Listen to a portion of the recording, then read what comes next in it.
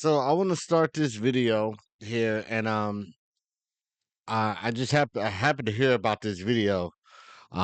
This is from the World News, and it came out September 26th. Okay, and today's the 27th, and it says UK says it will introduce digital ID cards, reviving a contentious idea.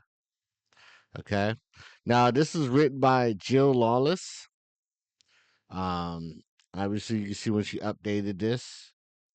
Okay, so London AP, it says British citizens and permanent residents will have to produce a mandatory digital ID card in order to get work.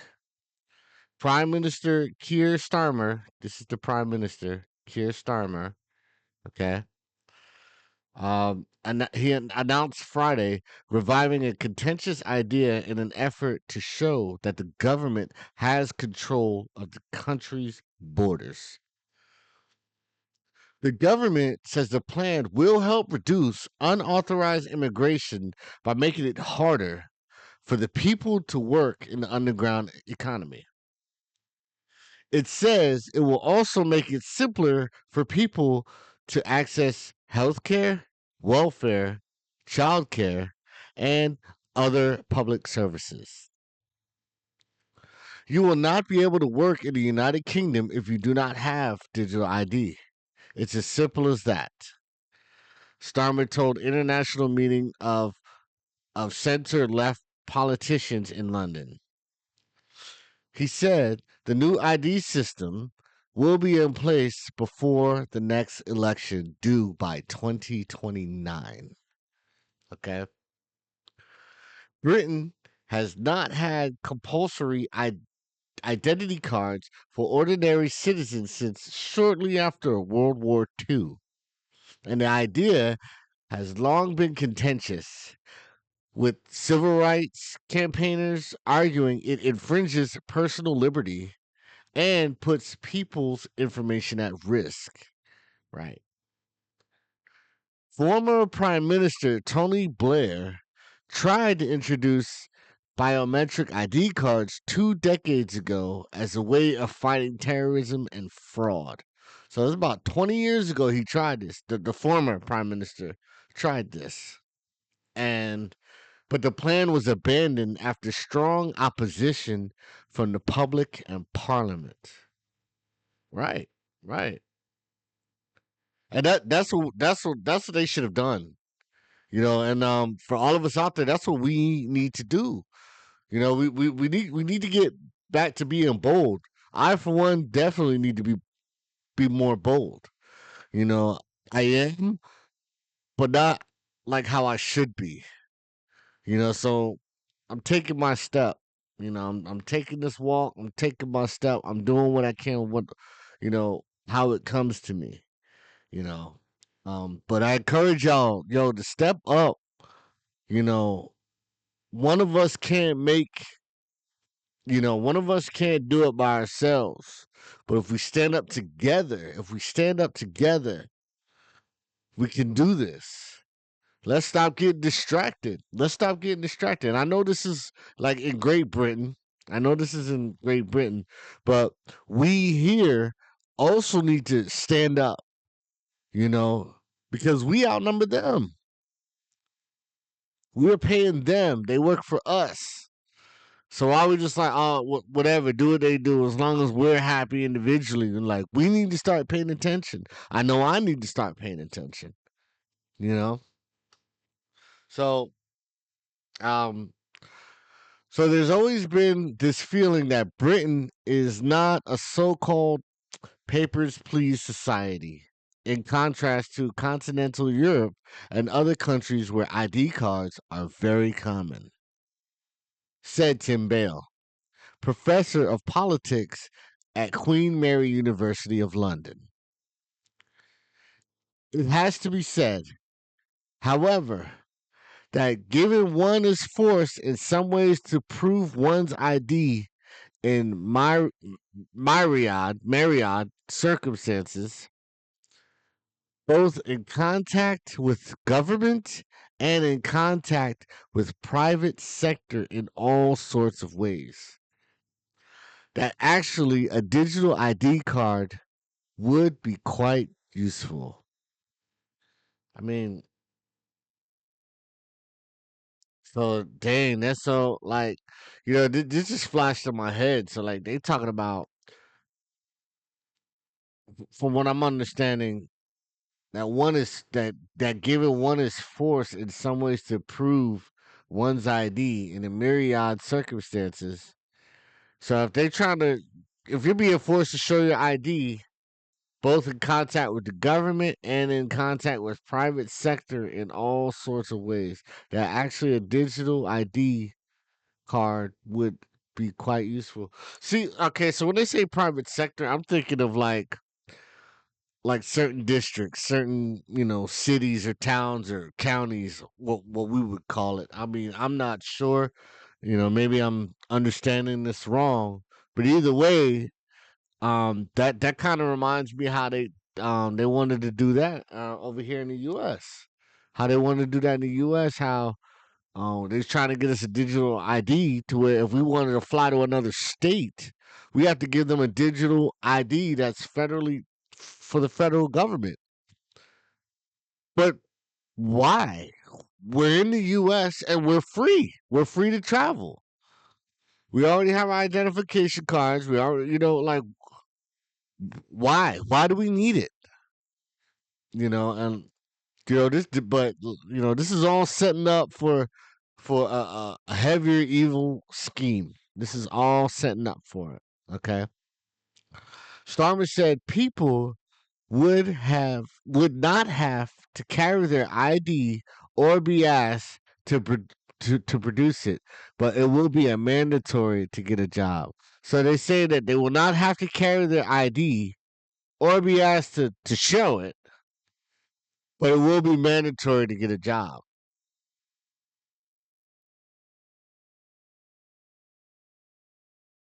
I don't know, man. I don't know. So, announcing the plans at the Global Progress Action Summit, attended by politicians including the Canadian Prime Minister Mark Carney and Spanish leader Pedro Sanchez, Starmer said that for too many years it's been too easy for people to come here, slip into the shadow economy, and remain here illegally. Because, frankly, we've been squeamish about saying things that are clearly true.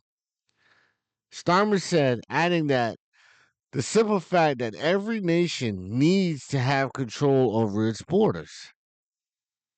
We do not need to know who is in we do not need to know who is in our country. Oh, correction. We do need to know who is in our country.